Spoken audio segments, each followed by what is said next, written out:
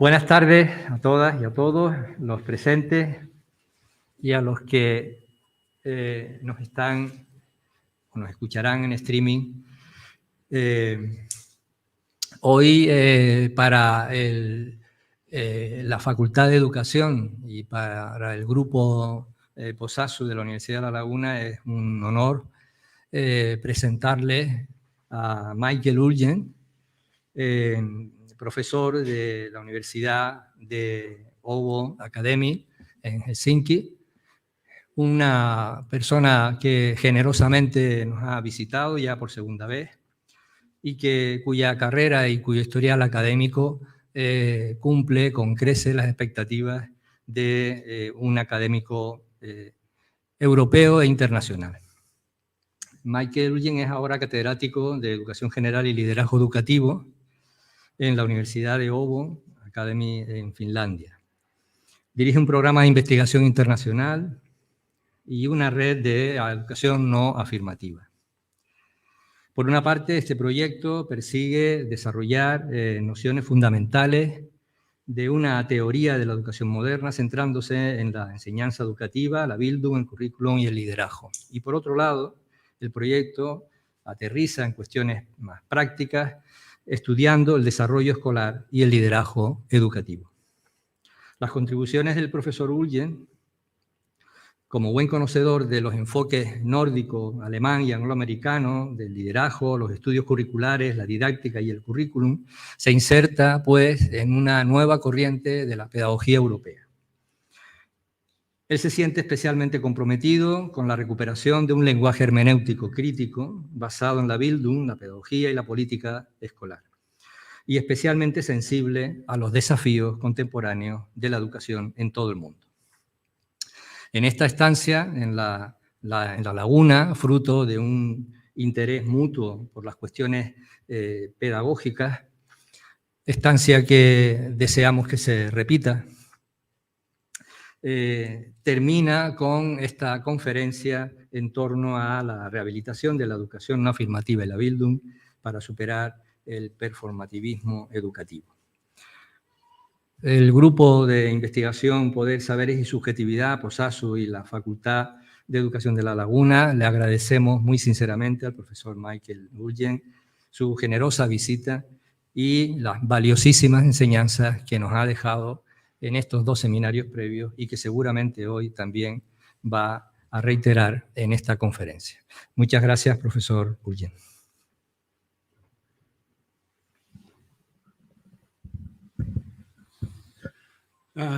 Dear Michael, as a dean, I would like to introduce you today.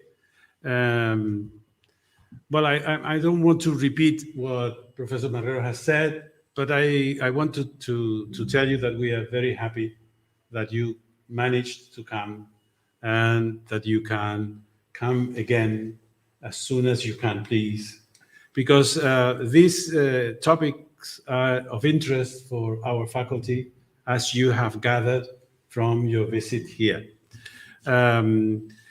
It's an honor, as Professor Marrero said, to have you here.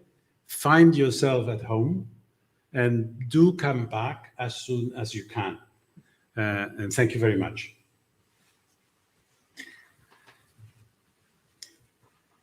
Dear friends, dear listeners, dear teacher, researcher, students, dean, professors, supervisors, it's of course an honor to visit you here in La Laguna, and I must say I am also personally very happy to that this connection has been established, because my own international connections are well developed, but I think there is reason to develop the dialogue between the Northern Scandinavian and Northern European countries and Southern European countries. I have had some doctoral students from Italy, but generally speaking, that dialogue is limited. And also, I think there would be interesting to develop the more on a more general level the dialogue between the Spanish-speaking educational thinking and also the English one. There is, of course, an active dialogue, but still. So thank you for the invitation. Well, yes, I had 2 seminars already this week. Today I will talk again, first of course, of non-affirmative theory of education. I will just present the structure of my presentation. First, I will say something about, just to present myself so you understand from where I come. Second, I think there is reason to pay a little bit attention to some global trends that challenge us in many ways in all over the world, I would say. We are challenged to develop our, both practice and theory of education, but also to defend our pedagogical thinking. There is reason to do so. And finally, I will present also some ideas how I think that non-affirmative education theory perhaps may offer itself as a language for understanding, developing, teaching, and also leadership, in fact. So just a quick overview. My career started in the mid-80s. I was working at the National Institute of Education, doing quantitative studies, multivariate statistical methods. But the important thing now, when I look back, was to understand the relation between students' home background and how important that home background is for student performance. However, I quickly realized that one thing is to study influences, the other thing is to try to understand how people experience and perceive something. And so I moved to Gothenburg I spent in Gothenburg, Sweden, almost 5 years studying phenomenology and also this research approach called phenomenography, research on conceptions. I don't go into that now, but that was a period where I focused on learning, so to speak, learning theory. But then I missed teaching. And so I started to bridge my own I am teacher educated from the mid-80s. And my experience was that there was not well enough developed theories of didactique. In fact, what I had got with me from my teacher education. So I started to, in a way, unite a psychological, a sociological, and a curricular perspective, and developed what I then called school didactics. I, of course, knew that using the word didactics, it's not very popular in the English-speaking world. But in this process, I then came to discover, I met with Wolfgang Klafki, Ewald Terhardt, Stefan Hoppmann, and many others, as you can see there on the paper, on the screen.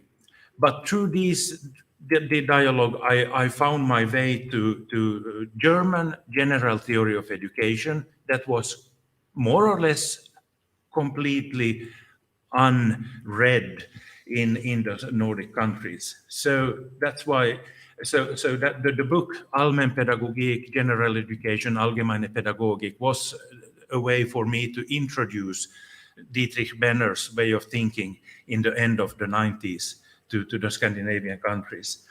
But then I would point to 2012, educational leadership and school development. I started to move to educational leadership for different reasons I will explain later. But my experience was that the educational leadership researchers were not familiar with instructional research, didactic curriculum. On the other hand, also the same is true for people in didactic. They often do not pay much attention to governance and to leadership. So I think in order to understand the school, we need to have both perspectives, so to speak. Then I don't waste time to describe all the projects I'm now involved in, but okay. So only a couple of words about global trends to develop practice and theory of teaching, but also to I think we have a task, a global task, to defend the language of education, not to be occupied by so many other languages.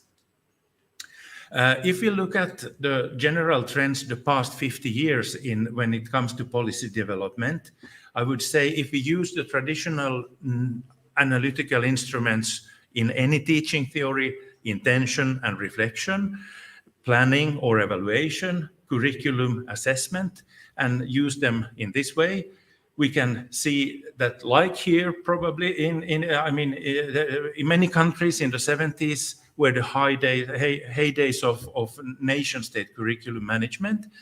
But in Finland at least, we experienced a decentralization of curriculum making and professionalization of teaching, also leadership during 80s and 90s.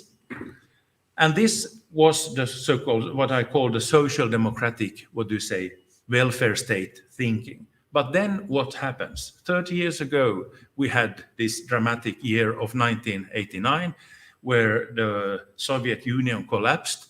Coming from Finland, the unemployment rate went up to 17%, and a lot of trouble. We had to reorganize our international trade and everything, but many other things also happened. But the big thing that happened globally was that we went towards the competitive social liberal market state. However, in Finland, with this movement, which we all know very well, I want to point out that because we did not take any special steps in that direction. In fact, our National Board of Education resisted this movement. Today, again, we see a re-centralization, and in some countries where the curriculum is re-centralized and the assessment is very strongly externally directed, the teachers and the schools are squeezed in the middle. Maybe a little bit unexpected, I now will also say some words about PISA. I say this for different reasons, which will be clear during my presentation. Generally taken, I have been a very strong PISA critique, criticized PISA publicly and in academically for many years now. But still, what I want to do here is to show you that Finland has always, during these past 20 years, been used as well. Used as a country. Finland is doing this and Finland is doing that. And the variation within the country has become, unvisible. To the left, you see Finland is a bilingual country with Finnish-speaking schools and Swedish-speaking schools. The Finnish-speaking schools, as you see here, for 10 years ago, the Finnish-speaking schools made very good results. The Swedish-speaking schools made results that was comparable with the rest of the Scandinavian country. This resulted in a huge discussion within the country. As I have been working previously with the National Institute of Education, I was lucky to get the PISA data on my computer and started to analyze it. One part, this is to show the result of how the picture of high and low performers in Finland looks like. In the western and southern Finland, you see lower performance level, but you see a strong economy. The best PISA readers, they are girls, they come from the eastern Finland. But they come from a region with a weaker economy. So this helped me to realize that normally I said something about the home background and the school performance, But this helped me to realize we need a mediating variable, so to speak, between that. You have to take into account the economy of, the region. So I live on the West Coast in a low-performing PISA region. But the economy in this western part of Finland is really good. The lowest performing PISA students comes 100 kilometers north of where I live, with a good economy, but with a low educational level. The students have learned that they can manage and in life without paying too much attention to school. In Eastern Finland, low economy, high unemployment, low educational level. How are you going to manage your future? You have to study in the school. So in that sense, the high and low performance has nothing to do with what is done in the schools, as like it's completely different factors than the pedagogy in school explaining the difference. Also, there was also variation within the Swedish and bilingual areas. And I realized that this takes too long time. So what my point is here, that if you look at the regional differences, for example, at Helsinki at the top and Western Finland below, there's a huge difference. But of course, as we know, Helsinki area, the capital area, highly educated people. On the Western Finland, lower educated people. So you cannot compare the results as such. You have to control the performances in relation to the educational level. And when you do that, when you control the regional differences with relation to educational level, suddenly the difference between the Helsinki area and the Western Finland disappears. So it's because the teachers in Western Finland got a shock. They were, by politicians and different people, they were told that, look at your schools, what are you doing? How on earth can you perform so badly? But suddenly when we made this simple analysis, we could show, well, the students in the Western Finland, although the educational level is low, the schools are doing just fine. They are reaching levels what can be expected. However, that's not my point. My point is to point out the Åland Islands, 526 points. This is a low-performing, low-educated region, but which was an over-performing region. And perhaps a little bit interesting, these are the Åland Islands are existing in between Finland and Sweden, also a very like Canary Islands. That was what I started to think of. The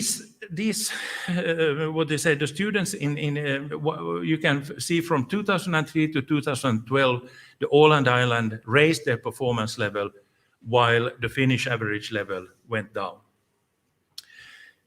My point, I could in more detail go into this, but I wanted to show you, first of all, that Finland, to understand Finland and performance level, there are many dimensions to take into account. We have also to understand, I think,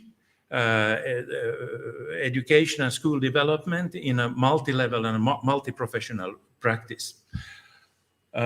So now I'm coming to the topic, so to speak, for today. Implications for theory of education, implications for school development.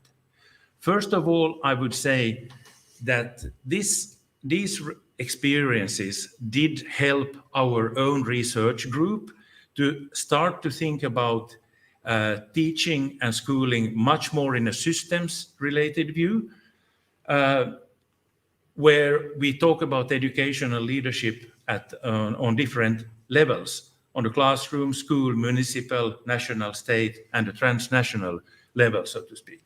This also means I went with my doctoral students to these Åland Islands. I interviewed the Åland Island people, and I asked, well, how are you doing so well? What have you done? How is this possible? You are a lower educated region and still doing so good. Did you use some new methods in mathematics in the classrooms? No, no new methods in the classroom. This was not a pedagogical, didactical classroom explanation. What had happened was that the district leader, together with the principals in this quite small region, the district leader, together with the principals and also including teacher, they started to have a pedagogical dialogue. What is happening in our schools? We went there twice to interview them, first 1 year, then the second year, and the result confirmed the results they confirmed each other from these interviews. We realized that if this regional municipal district leader would not have been so active and engaged in organizing seminars, sessions, reflections, I mean, she was a key person in making this turnaround. And district leaders, from an educational teacher education perspective, municipal district leaders, they are, not many people pay attention to them. I went interviewing 15, 20 of them around these same years, and they said, Michael, this is the first time anybody from the university comes and discuss with us about schools and how we are doing. And so it was really a very simple but a strong insight for us that these district leaders were really, they held keys in their hands. And I will, a little bit later, I will also describe the school developmental projects that started based on this, empirical findings, but also based on the theory development around non-affirmative education theory, so to speak. So we have been working with theory development, school development, but also rethinking how can, university research be in touch through action research and developmental approaches, so to speak. And I also would like to argue that this non-affirmative approach also can be used as a point of departure when you are working with school development, so to speak. So what implications for theory of education?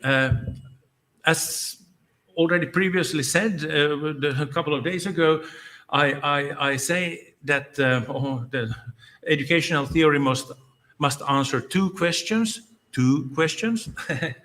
And the first is the relation between education and society. The second is, of course, the pedagogical relation. In order to develop a theory, you have to have questions and decide which you're going to answer. Without going into the same level of detail I did previously, I would like to, go straight into this non-affirmative education theory. I included a picture of Professor Dr. Dietrich Benner. Here, I met him a couple of years ago in Berlin. He's turning 80 this year. And on the right side, you see his 8th edition of his general education book, Allgemeine Pädagogik. Unfortunately, not translated not to English, but to Chinese. It's translated, so if you happen to read Chinese, you wouldn't have any problems. Dietrich Benner, if you think about now, recall that in order to understand school development as a multi-level issue, from that empirical fact, so to speak, results, it points out that we need to understand the macro level, but also the micro level. This is exactly what Dietrich Benner's theory in a way helps us to do. He talks about regulative principles. He talks about constitutive principles. He identifies two regulative principles. I start on the bottom low to the right. Non-hierarchical order of cultural and societal practices. I come back to that. He talks about pedagogical transformation, how different interests transforms through the education system. And there again, we see the way we organize evaluation, the way we organize financing, the way we organize governance and leadership, of course, is of big importance. The constitutive principles, summoning to self-activity and build some kind, are two, concepts that are not, they are not any Benner concepts. They are 200-year-old concepts developed by Fichte and Herbart and many others in the beginning of the 19th century.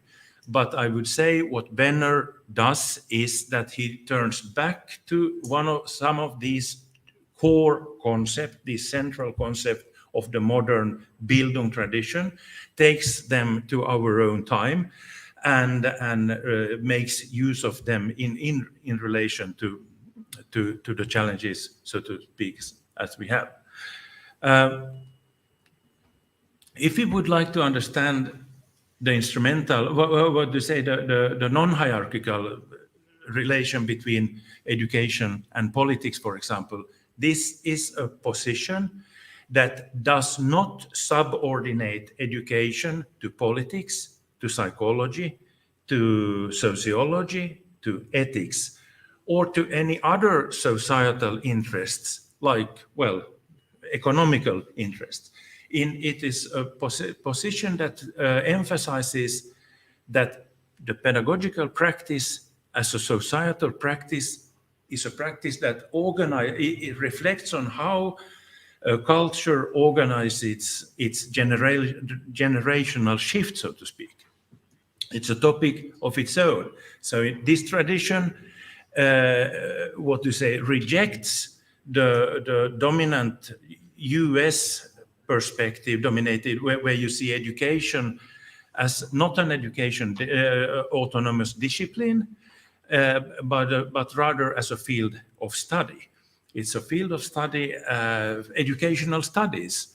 And if you don't live with the picture in your head that education is a discipline of its own, well, then you do not develop theories of education. So it's funny that many people study education from a psychological, political, sociological, ethical perspective. This is a perspective that studies education from an educational perspective. So, first of all, we can think about education as, preparation for an existing order. The second traditional model is a transformative model, where we think when we start ideally from ideals. The ideals offer the norms for how we have an idea about how the future should look like. And then education either operates with a reproductional discourse or a transformatory discourse. Of course, this non-affirmative theory of education dislikes both these. Of course, we have to educate for a society as it is out there. But when that is done, we do it in a problematizing way, in a non-affirmative way. So one could say that the modern idea of emancipation is to contrast the students' life world experiences with school knowledge. Primary socialization is problematized with school knowledge, but and there is a kind of emancipatory effect, so to speak, or possibility. But if you do it like that, that is an affirmative way of socializing or educating. That is a kind of affirmative emancipatory practice, so to speak. In this position, the point would instead to be to not only to turn the students' attention to a certain content, but also to lead the students to the questions behind the answers that we have. to problematize the practices we have, to problematize the knowledge we have. And of course, you have to, well, the whole education system from preschool, school to university operates in the same way, and the way of independence increases all the way, but still, that's not to affirm, I will come back to this. Here we have it, non-affirmative education. So it avoids a reproductive education, a socialization, but it also avoids normative indoctrination. Yeah. If I now, if you think about the pedagogical transformation of societal influences, I took this, my own model, the old model from school didactics, how we can understand the transformation of societal, what is this happening here now? Serar. So it's the factory of this. Okay, perhaps I just continue. Yes, you can continue.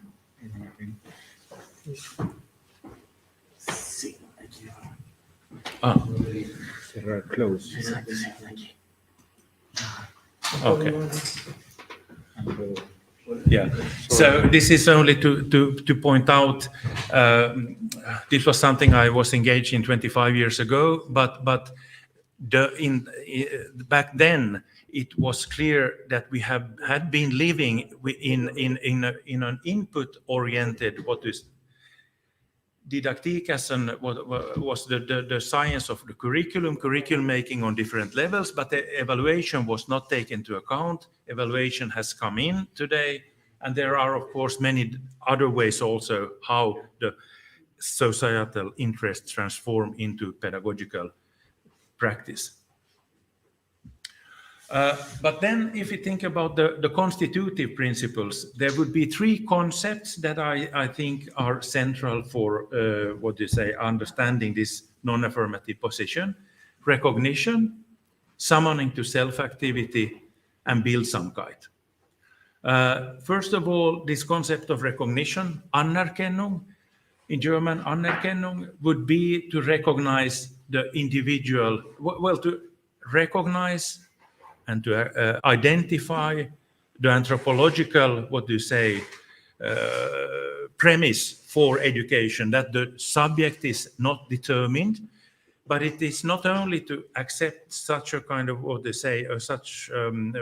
anthropological position, where the individual is indeterminate, but it is also to turn attention to recognition of the student as a cultural, historical, individual subject in front of us as a person, but also to recognize the student's possibility, and the indeterminateness, of course, means that also the future of the individual is. So there is a recognition of the empirical subject, but also a recognition of this anthropological position.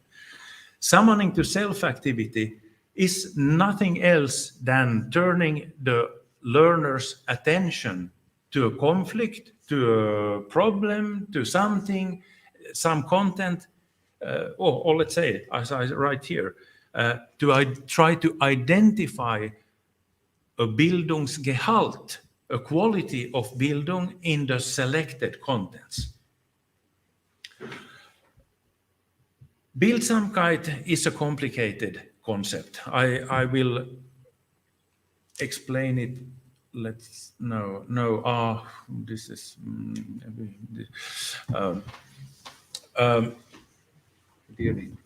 it's okay. It's okay. Bildsamkeit is a complicated concept. Primarily, it refers to this anthropological assumption of the individual as not determined, the potentiality of the individual.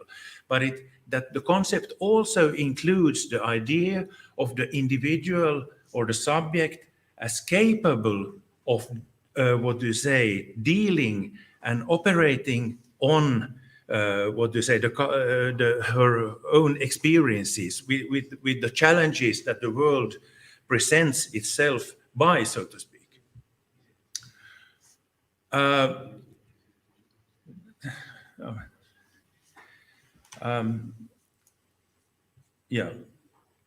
So there is this, Schleiermacher, in Schleiermacher's terminology, Bildsamkeit would mean that the individual is oriented to the world, but also at the same time experiencing the world. And then also Humboldt's idea of Bildung as an open relation to yourself, to others, and to the world, so to speak.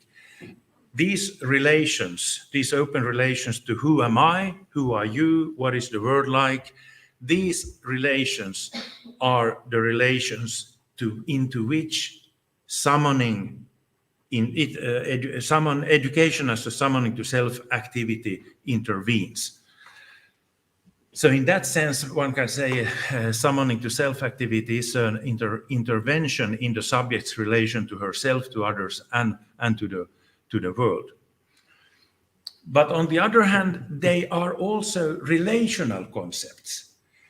Because of course one can say that Bildsamkeit is what is a philosophical anthropological idea, that's something that is not present only in educational situations, but offers itself, but is still the fundamental requirement for making education, possible. But then I also would like to point out not only that the Bildsamkeit is a precondition or an assumption, philosophical anthropological assumption, it's also a subject's activity. But then there is, I think it also covers the class of activities by the student which comes to play when the teacher talks or addresses the student. And that is something, that moment, that if the student accepts the teacher's invitation, if the students accept the teacher's invitation, if the student has trust in the teacher's way of addressing, if the student trusts the teacher in the way that the learner understands that this challenge I am confronted with is not about teasing me, but giving me a possibility to transcend myself. That activity is a third dimension. It's not the philosophical anthropological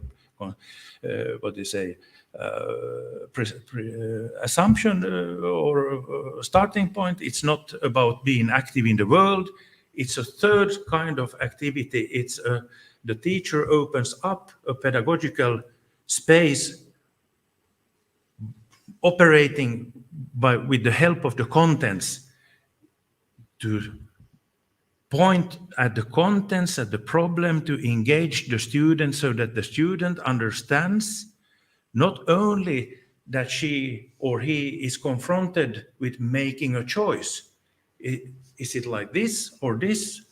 Is this better or is this better? But it's also to create an experience among the student that he or she is making these choices. I am a person with a will. I am a reflecting person. And I'm executing a will. So developing the subject's will, of course, is highly important. And it's interesting that the cognitive psychology, affective psychology has developed, but the psychology of the will development has disappeared. I think we educationalists could perhaps okay.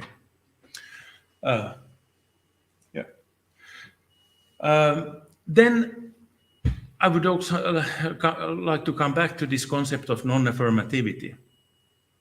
Non-affirmative education does mean that you have to recognize the families, the learner, but you do not affirm the students' life-world experiences. As an educationalist, you have to have the right to problematize them. The same with the state, politics, economy, culture, religion. All these are interests operating and having an influence on the pedagogical work. The question is, of course, now, well, I would say that this non-affirmative theory is a reminder that the teacher must in a way recognize but not affirm these different interests. So that's why I say recognition of individual and societal interest, yes, but affirmation of interest and policies, no. So in that sense, non-affirmative theory belongs to the family of critical theories of education. But it can also be used as an analytical instrument. We can put the following question: to what extent, how far, to what extent does the curriculum allow us as teachers to promote practitioners' freedom for reflection and action with pedagogical motives? And I would say that in this sense, non-affirmative education is more critical than many critical theories of education, because many so-called critical theories of education are normative. And they already know how the future should look like. And if you know how the future should look like, then what is the task of the teacher? The task of the teacher, it turns the teacher to a technician. It takes the relative independence of the teacher away. And this I find very problematic. So suddenly, both ideologically critical normative theories and, let's say, what they say, OECD policies, they operate in the same way. They know where we should head, and they define it in advance. And in this sense, the PISA politics of OECD is completely in conflict with this non-affirmative theory of education. Because the PISA policy is an affirmative education. It requires an affirmative pedagogy from the schools and the teachers. So a theory that keeps up the distinction between affirmative pedagogy and non-affirmative action, that simple distinction is an instrument for us to identify. For example, if we would like to compare the education system in China and compare it to a democratic country here. I have been working with these Chinese people, and many of them are really highly interested but we have not been analyzing political curricula. But what I mean is that this distinction between affirmativity and non-affirmativity offers us this possibility to do that. So in that sense, if we talk about emancipation, negative emancipation, or Rousseau's concept of negative education, then non-affirmative theory is a classical emancipatory position. It liberates from something, but by the help of school knowledge, so to speak, to create a distance to the life world experiences, but it does not liberate or emancipate in an affirmative way. And an affirmative way of liberating would be to lead the students from their everyday thinking to the way of thinking school knowledge represents. And that is the OECD project. It has determined in advance what the students should know and what characters you should give. Non-affirmative emancipation does not stop there it uses the content in order to problematize the student's life world, and it applies also for democracy. If we are going to talk about sustainability, if democracy, equality, all these concepts are put on the table and used as material, not as as a material for the student's critical reflection. So in that sense, non-affirmative theory denies positive emancipation. So this is a citation I have from Benner. We have been talking earlier this week about paradoxes, and education has been always a discipline and reflection of paradoxical reflection. But the modern version of the pedagogical paradox is neatly, wonderfully explained in this citation. Education is to recognize and treat the other person as if she already would be capable of what she may become capable of through own activity. So I treat the child as if she would be able to reflect in some senses, even though I know that she is not yet. But I sometimes give this example with my daughter, as I said, also with my daughter, 6 months old. Well, she's now 27 years, but 6 months old. Her name is Mette, and I said to her, "Hello, Mette," and addressing by telling her, meeting her, talking to her. I talk to her as if she would understand what I say. I clearly understand that she doesn't understand what I say, but only through addressing her in this way, she may transcend her own present state through her own activity. And we do not know what will be the result of this, what to say. I'm going back to some small, short implications for school development. I started with some empirical results. If I translate this way of thinking, this non-affirmative way of thinking, to a model of how we have been working with research-supported school development, I would say that this traditional, intentional, circle of experiential learning that is so widely accepted is a kind of first-order learning. It's a kind of a Bildung process, so to speak. There you find Bildsamkeit in there. You find the possibility,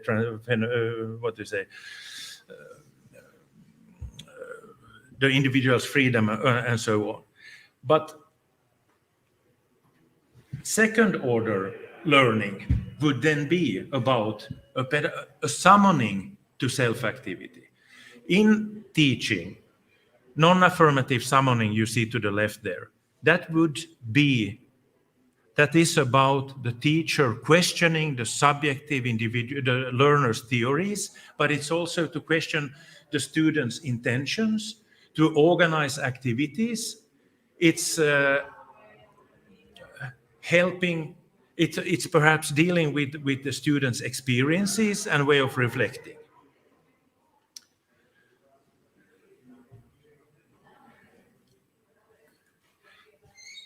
Thank you.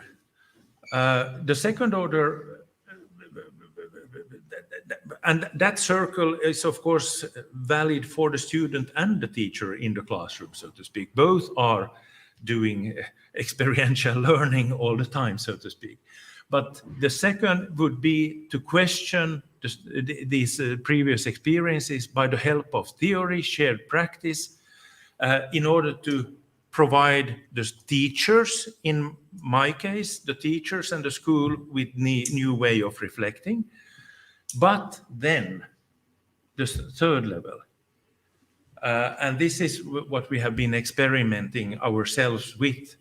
How can universities operate with research and developmental work? Is there any possibilities to work with research in such a way that it meets the requirements of academic research and development of school practice? That's not a simple thing to do. And there are many models. We have action researchers in our group, but I have also been in touch with, I don't know if you are familiar with Yrjö Engeström's, the Vygotsky tradition, Yrjö Engeström's cultural historical activity theory and his way of, I would recommend you in that sense, because I think that's a very fruitful way. But here, in a way, you have also these general principles of summoning and self-activity involved. That was something that's an old model. As you see, it comes already from 1997. It was developed before I even started to study Benner's theory, but now I see the connection so clearly and obviously between these two. But then our efforts to start to work with schools. Here is a group of principals. We started to think about what kind of data can we collect together, what kind of empirical data can we collect in order to use that data for our own self-reflection and school development. So my task, this was the reason, in fact, why I went to Arizona, to Tucson, and worked with Rose Ylimäki there in order to familiarize myself with empirical research on school leadership. So I took some of those, questionnaires, and then we started working with them together with the principals, and we constructed an instrument, so to speak, by which we then collected the data and made use of that. For example, we had a lot of questions. This is one example. How do teachers, principal, and district leaders view school development? And these variables now, too late, I realized that they are in Swedish. But for example, the question to the right in the table, it asks about continuing education. It's a question: how well do you, dear teacher, dear principal, dear district leader, how well do you think that continuing education meets the expectations and needs of teachers? District leaders answer with 3.82, principals 3.47, and school teachers themselves give the lowest rating. We took this kind of data, we went back to the schools, went back to the teachers, and said, well, now we have collected this data together with you. This is how the result is. And so we started to have dialogues about that. And they pointed in different directions. But that was also a kind of summoning to self-activity. We treated the teachers according to the principles of Bill Samkite. We presented a content that was helped. And we didn't have any agenda with this. We only wanted to give a possibility for the teachers to reflect together. And also here, as you understand, also the district level, the principal level, and the teachers level are included, because we had realized from the Åland Island experience how important it was to get these two different parties together. For example, I don't know how it's in Spain, but or in Canary Islands. But of course, you probably have some kind of political boards locally deciding about school matters. So of course we have also those in Finland. In fact, we have a number. These school boards, the politically elected school board members, they never meet the principals, and the principals in a municipality never meets these.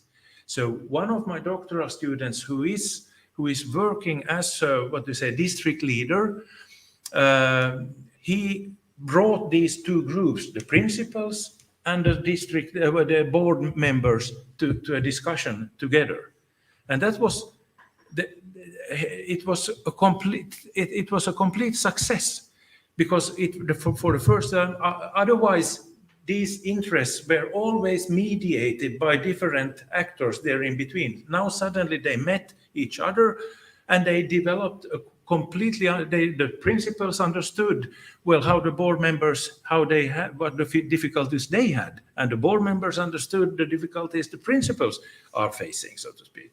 So very simple, small steps, but that really helped us and now it's really interesting, because this group of we have only 30 districts who are working, who are bilingual or Swedish speaking. Now the district leaders have come together several years already. They organize their own sessions. They are now independent leaders. So the national organization, when they organize now something for these leaders, they don't show up because they have already taken care of themselves. So they have become a self-determined group of action practitioners. And it's interesting when they say, Michael, I know when I think about how I distribute money in this district, now I have an idea. Now I have a vision, and now I understand. Now we have discussed this with the principals, and so allocate resources following it. Also a very small thing, but when you talk with these municipal leaders, it is not a small thing. It is a huge cultural, change in that sense. So here is, by the way, the Top Competence Project. It was initiated by the National Board of Education, a 3-year program with systematic developmental work. So perhaps, yeah. I also have here, thought I could end up with some kind of, I don't know, take-home message. But the first would be to say that reforming schools, this is a citation from an American researcher, I forgot his name now, is not a magical way to reform society. To reform, for many people, reforming schools is always about reforming society. But perhaps reforming schools should be done in order to make them better for the children and the teachers. Because to reform schools in order to change society, you already are trapped in the thinking of using the schools as an instrument, and in the end, using the children as an instrument to reach your own aims. And that is why I disagree so strongly with the PISA philosophy, although we had good use we could make good use of the PISA data. That's also that. I can't. There's so many things, but okay. The second take-home message would be non-affirmative theory of education. I think it offers a very general but functioning language for understanding education and Bildung. And I also, in the latest book we published last October in Swedish, a thick book on educational leadership, we also made this non-affirmative theory of education as the point of departure for understanding school leadership, because all these leaders on different levels also are pedagogical leaders. You can also study their leadership. Also, we are doing a second book also on university higher education leadership. And if we talk about the departmental leadership, the faculty leadership, on the board's role, also these kind of leadership activities can be, in a way, understood in relation with this general language of non-affirmative theory. So in that sense, it's a simple theory, but it's a very fundamental one. Third take-home message: think systemic, create more spaces, vertical and horizontal, for collaboration, as I just tried to exemplify. And it means, as we have, if we have now been living in a neoliberal, policy culture, where the administration, the governance on the top level, which is becoming thinner and thinner, decides, and then professors, teachers, school, blah, blah. It's our task to be those efficient, performative agents who then deliver results, so to speak.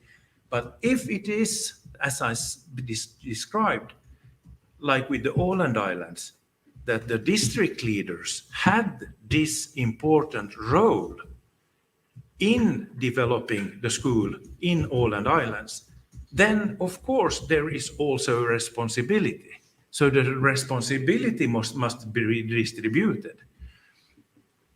It cannot be that there is a top deciding and somebody below delivering.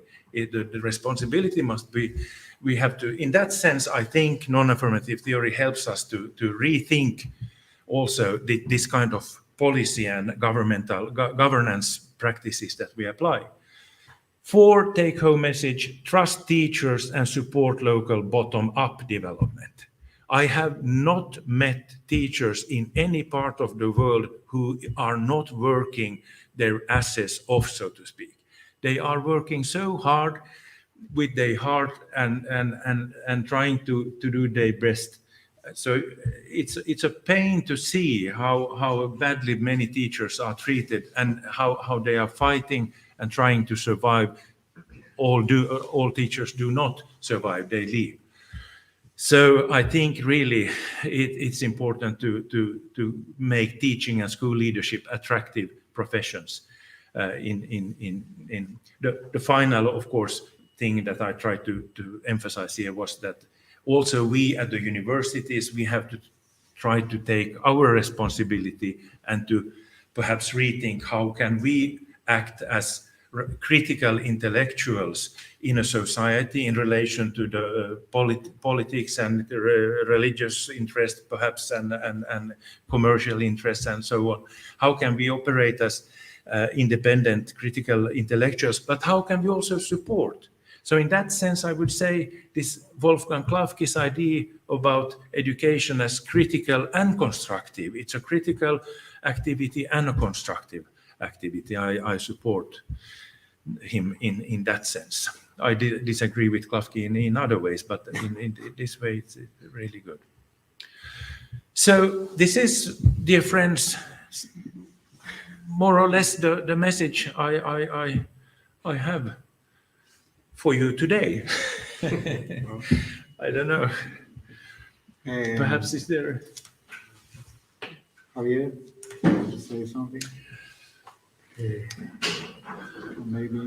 Well, thanks a lot, Michael, for your communication and your speech. I think it was quite interesting, as we adverted. And now, if Javier wants to say something or anyone wants to post any questions, here through the YouTube channel, people that were listening could also put some questions. As some questions arise, I have one or two that they wanted to pose to you. The first one, Michael, in one moment of your speech, you have said that municipal, you have spoken about your investigation in the Åland Islands Yes. with local leader, educational leaders. Here in Spain, we don't have that level of decision Yeah. in our educational system. So I wanted to ask you, so that people that has heard the communication, what kind of decision do that leaders take into the system? So the curricula, about the school organization, maybe they decide about what teachers they contract.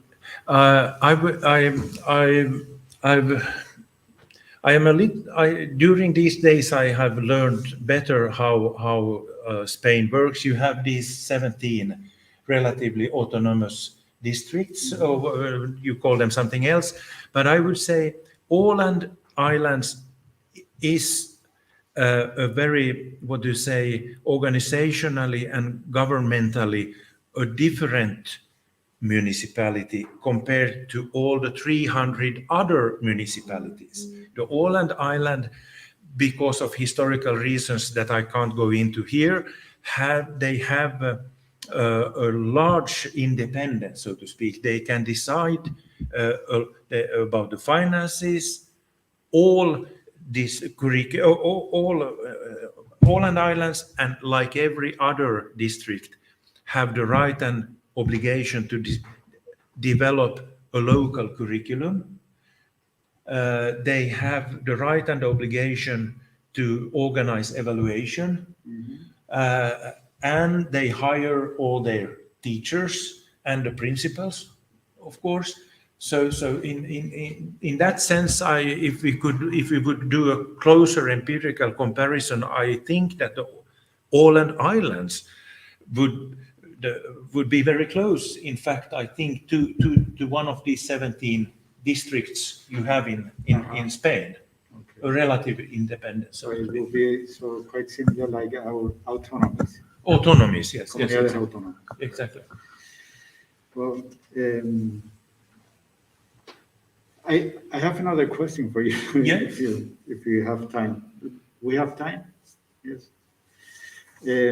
In another moment of your speech, you said that something like any educationalist, any educationer could have the possibility to problematize what it is given.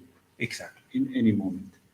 So that we must not affirm it and also not deny it. But we problematize it with our students, so the student can recreate what is given, our culture.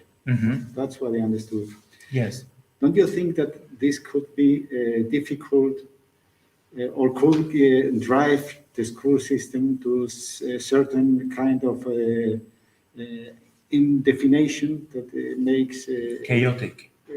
Or I don't think chaotic, but any a more disordered organization. So it's first of all, yes, I do think that all leaders on all levels have the responsibility, have a relative independence, and also the most hierarchical systems in any country, they have by law and different measures, they have organized, a structural independence on different levels. So they are by the law responsible to, but also I would say that all these professionals on all different levels, they have this responsibility to mediate, to make their hermeneutical interpretations. We have to trust there will be a variation, but what would the alternative be? What would the alternative be? The more strictly the system is top-down organized, the less room there is in the end for the teacher to pay attention to the individual student. And the problem is with this PISA and OECD agenda is, of course, when you have already decided what should be the result, if you, of course, have ideas what the students need to know, but if you don't let the teachers have the decisional power of that, they cannot adopt the teaching to the individual students' needs. We have in most countries have trust in teachers, and we have accepted that there is a variation. And well, social justice perspective arguments come in saying, well, that is not just. We have to have a central measurement system, but think about how much we sacrifice with that. And in the end, if we think about the society, the democratic society, the future is open.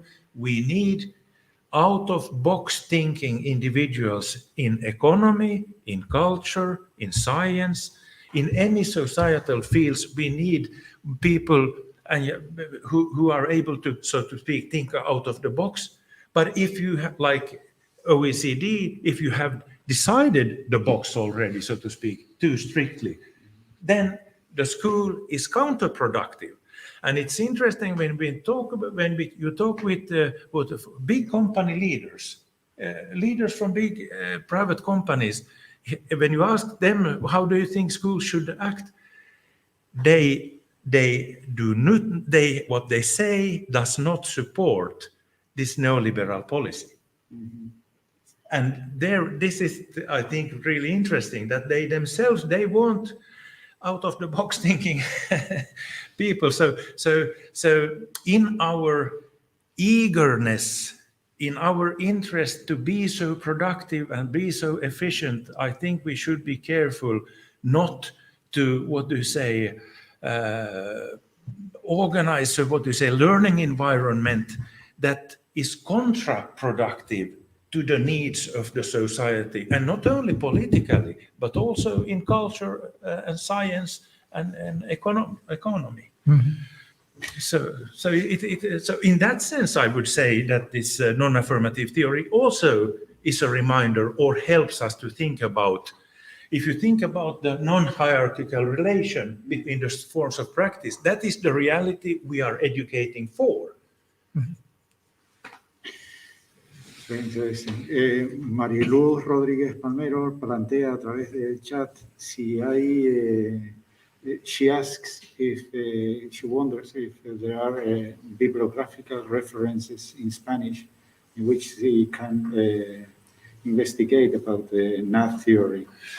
There are a few publications in Spanish, and we can of course try to. I have something very small that I have written myself, and Juanjo described yesterday another publication that exists, but not much, I think. But probably you are, Juanjo, better to answer that question. Desgraciadamente en español hay muy poco publicado sobre la aproximación no afirmativa desde el punto de vista de la teoría del profesor Dietrich Benner, porque no se ha traducido del alemán prácticamente, como decía Michael al principio, solamente se ha traducido al chino, es decir, tiene una, digamos, la producción en español es muy limitada, ¿no?